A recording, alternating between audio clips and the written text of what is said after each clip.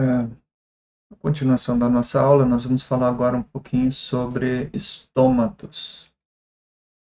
Talvez uma das estruturas mais reguladas, estruturas anatômicas mais importantes para a sobrevivência e produtividade das plantas. Então, é uma coisa que a gente deve ter uma atenção maior e um entendimento melhor sobre o funcionamento dessas estruturas.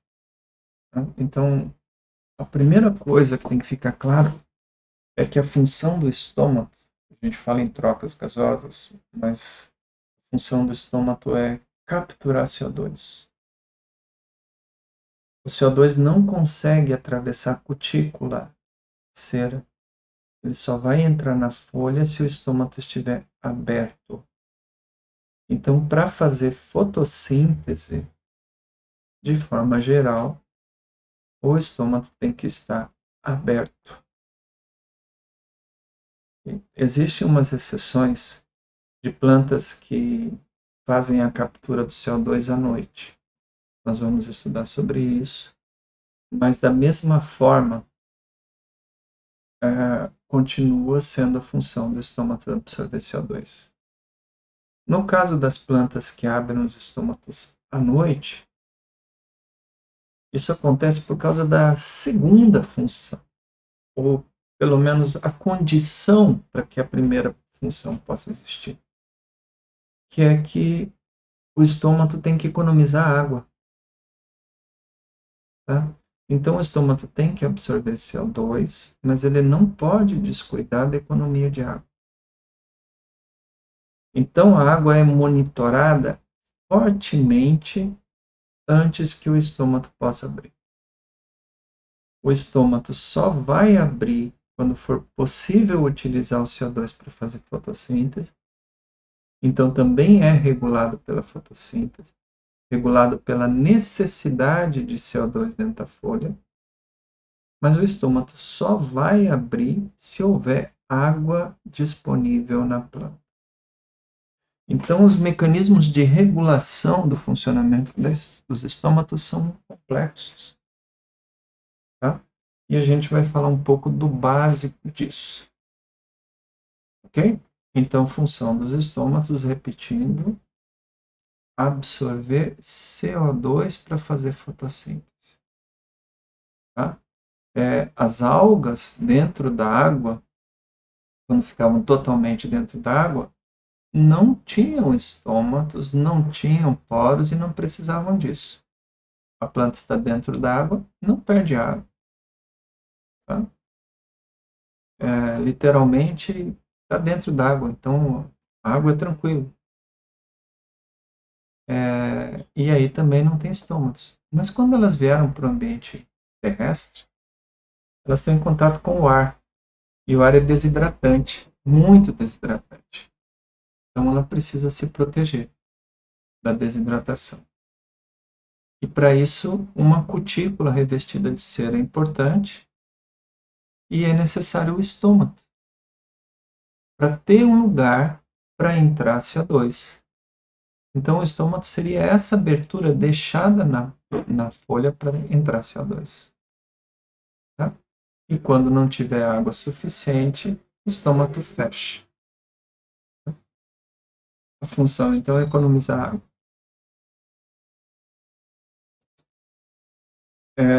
Aqui, de novo, uma figurinha que mostra essas duas coisas. Né? Com o estômago aberto, então tem entrada de CO2.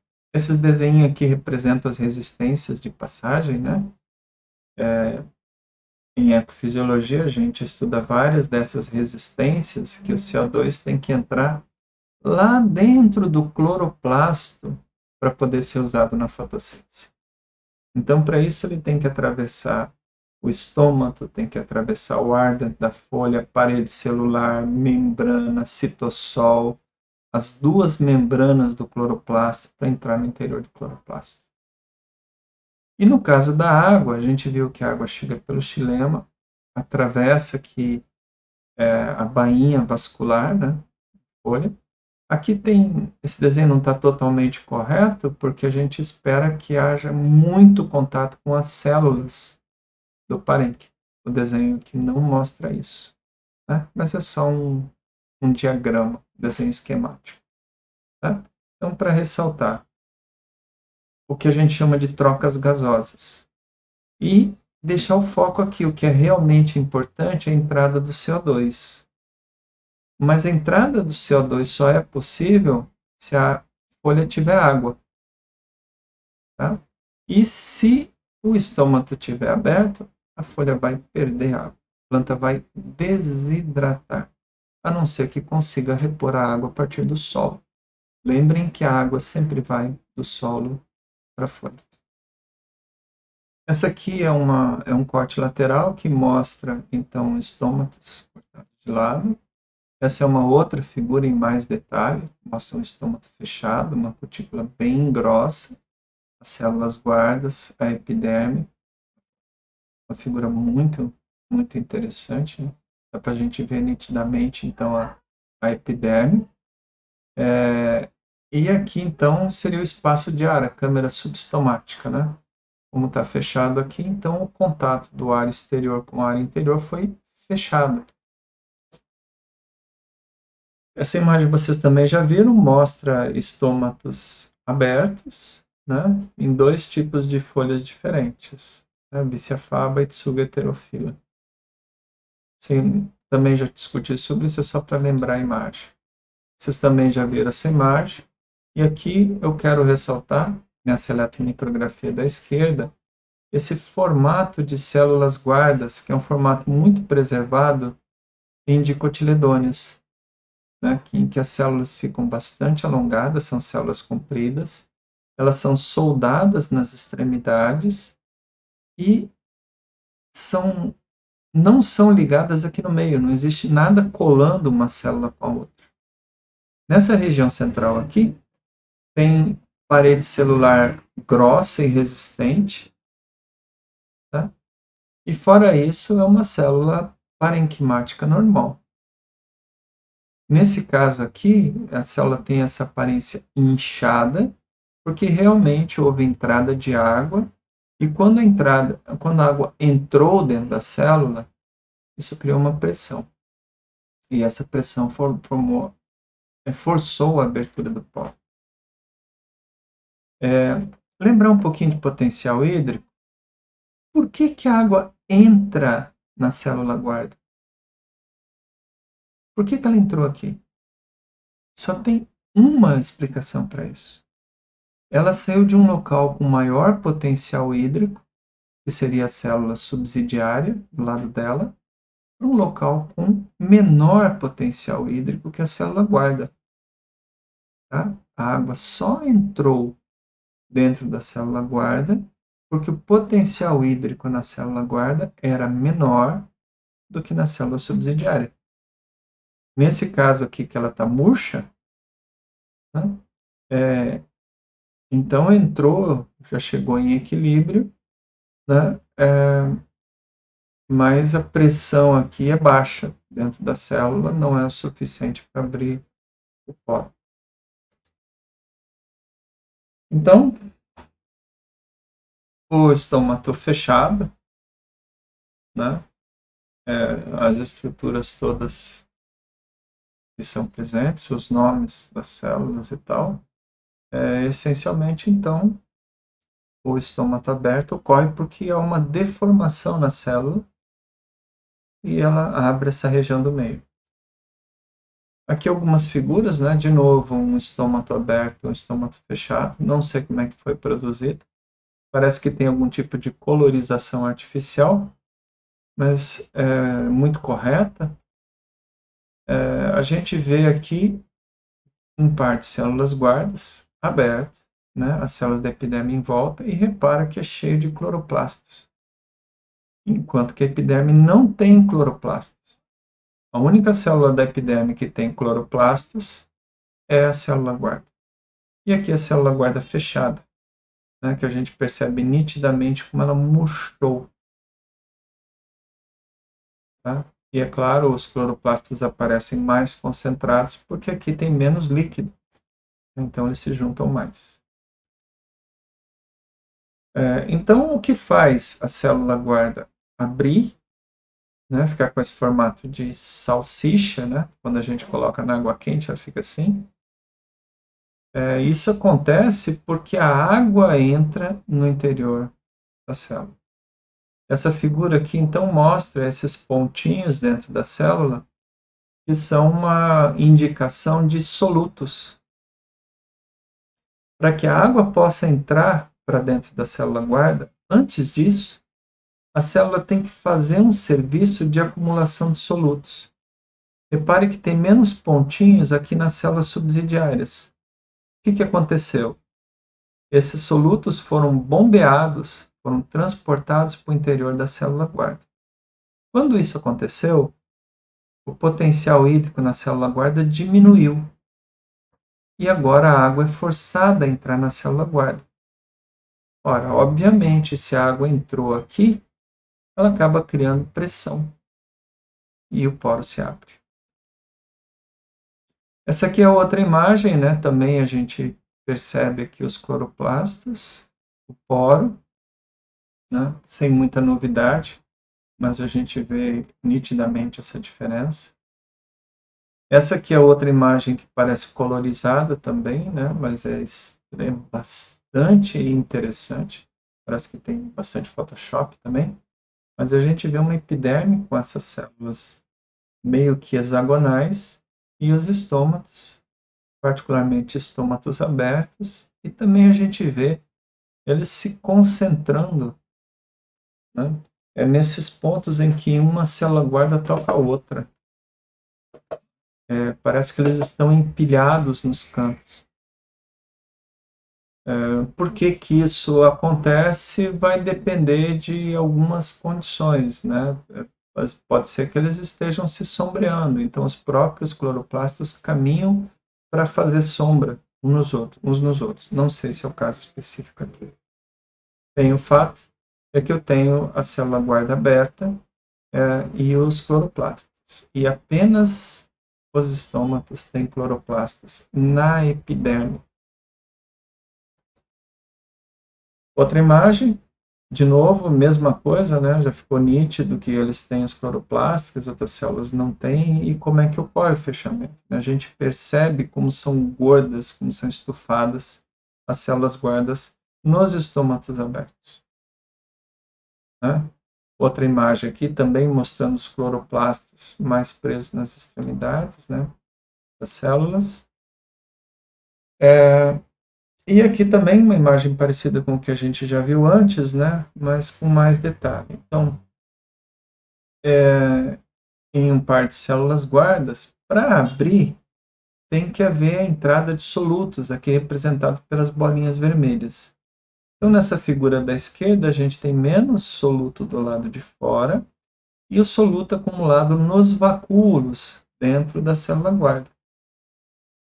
Então, o que ocorreu aqui foi, antes que esse estômato pudesse estar pronto para abrir, foi necessário ativar sistemas de transportes desses solutos para dentro do estômago e para dentro do vacúolo. Só depois disso é que a água entrou. E aí a gente consegue perceber como é que dá para controlar a abertura e fechamento dos estômatos. Controla nesses transportadores, nessas proteínas transportadoras. Então, ao transportar soluto para dentro do estômago, cria as condições para que a água possa entrar e criar a pressão para abrir os estômagos. Tá? E quando precisa fechar os estômagos, é o fenômeno contrário. Aqueles solutos são mandados para o lado de fora e a água acompanha. Então, o controle é sempre indireto. E como a gente já tinha visto lá no caso do solo e da célula da raiz, a água pode se movimentar apenas se o potencial hídrico da origem, que no caso a célula subsidiária, for maior que o potencial hídrico de destino. Essa diferença de potencial hídrico, então, é produzida pela própria planta, ao controlar o transporte de solutos de um lugar para outro. transportou solutos para a célula guarda, potencial hídrico caiu, e agora o fluxo de água é obrigado a entrar na célula guarda, criando pressão, e essa pressão vai abrir o poro. Mas como que isso ocorre? O que é esse soluto? Existem dois solutos principais. Eu poderia incluir outros, como é o caso do malato, que é um ácido orgânico, também é importante. O cloro, que também é importante, porque tem carga negativa, mas a gente poderia dizer que as duas substâncias mais importantes para isso são potássio e sacarose, nosso açúcar de cozinha. Esse gráfico aqui é bem interessante, porque ele mostra, desde manhã cedo até a noite, abertura e fechamento dos estômatos. Então a gente vê os estômatos abrindo em direção ao meio-dia e depois fechando. Reparem que nesse local aqui, ó, a gente tem luz desde mais ou menos 8 horas da manhã até mais ou menos 10 horas da noite. Não é Mossoró. Mossoró tem luz das 5h30 da manhã até 5h30 da tarde o ano inteiro. A maioria desses gráficos é feito ou para os Estados Unidos ou para a Europa. Tá? Bem, mas se fosse aqui em Mossoró, a gente teria uma curva parecida, que também os estômatos começam a abrir assim que amanhece o dia e aumenta a sua abertura até mais ou menos ali pelas 10, 11 horas, e daí vai formar um platô, porque tem muita luz aqui na região, e em torno de 2h30, 3 horas da tarde, quando a luz já começa a diminuir, a gente vê a queda disso até em torno de 5h30. E a gente observa uma relação muito interessante com essa abertura estomática, o aumento da abertura estomática, tanto com as concentrações de potássio quanto com as concentrações de sacarose na célula guarda. Se a gente somar os dois efeitos, isso vai representar exatamente o mecanismo de abertura dos estômagos, ou seja, é uma soma de potássio com sacarose que tem essa resultante. E a gente percebe também que na abertura dos estômatos de manhã cedo, o potássio é muito importante. Enquanto que no fechamento dos estômatos no final do dia, vai seguir a curva de fotossíntese. Então, o fechamento dos estômatos vai ser muito mais regulado pela capacidade do cloroplasto, a capacidade do estômato de produzir açúcar. E de manhã cedo, são esses transportadores de sais que vão carregar o interior da célula guarda com potássio e outros íons, o que vai diminuir o potencial hídrico e permitir a entrada de água. Tá? Conforme o dia vai passando, então esses transportadores de potássio vão diminuindo a atividade quando já está fazendo fotossíntese suficiente. Então a fotossíntese dispara, aumenta bastante o teor de sacarose disponível, e daí é a sacarose que vai ser o agente osmótico que vai garantir a entrada d'água na célula guarda e manter o estômago funcionando. Tá? Então, se por acaso tiver uma diminuição da taxa de fotossíntese em algum momento, a abertura dos estômatos também vai diminuir. Da mesma forma, a nutrição com potássio é importante para garantir o funcionamento da planta com a água. O principal agente osmótico mineral de plantas é o potássio. Quanto ao mecanismo de abertura e fechamento dos estômatos, então a gente tem aquelas duas células guardas, aqui representadas por essa figurinha, ou que a gente poderia representar como se fosse um balão, né? Dois balões com a entrada de ar. Se eu prender esses dois balões, então se eu colar um no outro, e ainda produzir aqui algumas linhas, né? Dar uma enrolada neles aqui assim, nesse sentido sempre, como está mostrado aqui, ó. Por que isso? Para que ele não inche demais. Essa distância acaba permanecendo a mesma. Ele não pode inchar demais aqui, ó. Porque se ele inchasse demais, acabaria fechando o poro.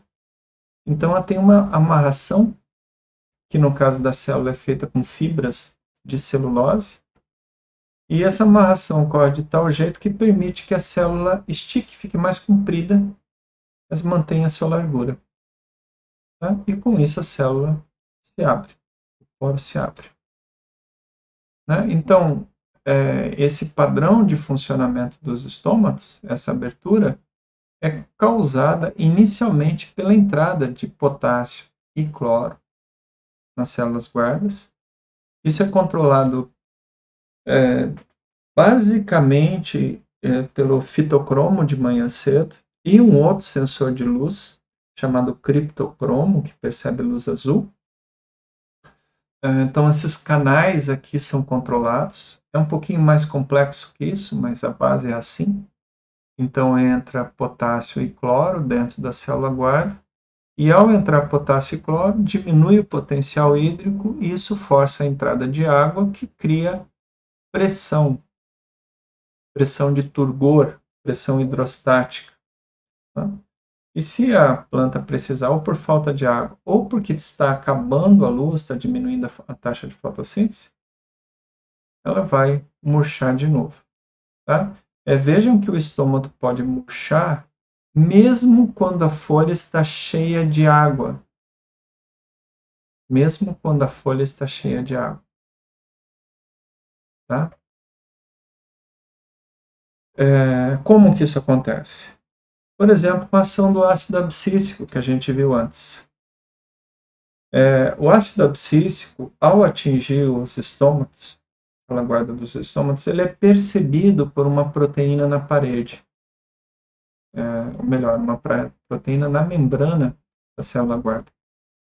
E essa proteína, tanto ela ativa canais de cálcio, que vão forçar a entrada de cálcio no citossol, quanto também vai permitir a entrada do ácido abscíssico para a célula. Então, o ácido abscíssico vai efetivamente entrar no citossol e vai provocar o fechamento dos estômagos. Essencialmente, o grande efeito do ácido abscíssico é porque ele vai provocar a saída do potássio, do cloro, que estão armazenados no citossol, que estão baixando o potencial hídrico do citossol, e vai devolver eles, por assim dizer, para as células subsidiárias. Então, dentro do funcionamento normal, de manhã cedo, inicialmente ativam-se esses canais de entrada de potássio, que é o K+, tem outros íons envolvidos, né? Aqui coloca o nitrato, eu não vou entrar em detalhe aqui. A entrada de íons, veja que isso aqui é uma representação de um vacúolo, tem também uma entrada de íons dentro do vacúolo. O funcionamento dessas proteínas transportadoras, eu não vou entrar em detalhes agora, mas tem muito a ver com o funcionamento de uma bomba de prótons, ela que dispara isso, mas de novo não vou entrar em detalhes agora. O fato é o seguinte, de manhã cedo entram esses íons na célula guarda e isso causa a entrada de água e depois a abertura dos estômatos. Durante o dia os estômatos vão permanecer abertos se tiver água disponível e se não tiver água disponível, o próprio potencial hídrico da folha vai diminuir a pressão, vai puxar a água e vai diminuir a pressão na célula guarda do estômago. E claro, pode acontecer de antes mesmo de acabar a água na folha, chegar ácido abscíssico lá da raiz. E esse ácido abscíssico vai promover a remoção desses sais do interior da célula guarda, desses íons do interior da célula guarda. E com isso, mesmo que tenha água na folha, mas a célula guarda vai murchar. Bem, era isso que eu tinha para falar de estômatos agora. Muito obrigado.